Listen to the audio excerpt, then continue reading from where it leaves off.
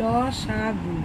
হ্যাঁ, ধরো 12, 15 আর 18 তিনটি সংখ্যা দেয়া হয়েছে। তখন কি হবে, এই দুটো প্রথমে দেখতে হবে তিনটে সংখ্যায় কি কমন কিছু দিয়ে ভাগ করা যাচ্ছে। যেমন 12, 15 আর 18, তিনজনের মধ্যে 12 আর 18 দুজন যাচ্ছে 2 দিয়ে, কিন্তু এই তৃতীয় জন যে 15 এ যাচ্ছে না। তাও কি করবো, আমরা 2 দিয়ে ভাগ করব।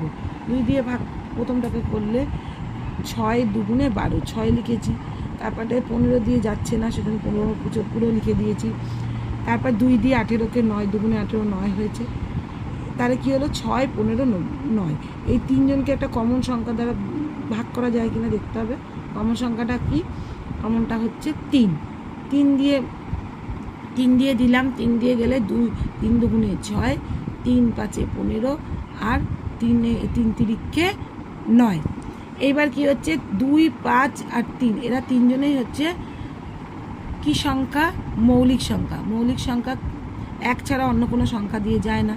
তাই জন্য কি করব, 2, 3, 2, 5, 3 এই তিনটেকে পরপর এই সব কটা সংখ্যাকে লিখে তাদের গুণফল করতে হবে। 3 দুগুণে 6, 6 দুগুণে 12, 12 5 12 60, 60 3 180।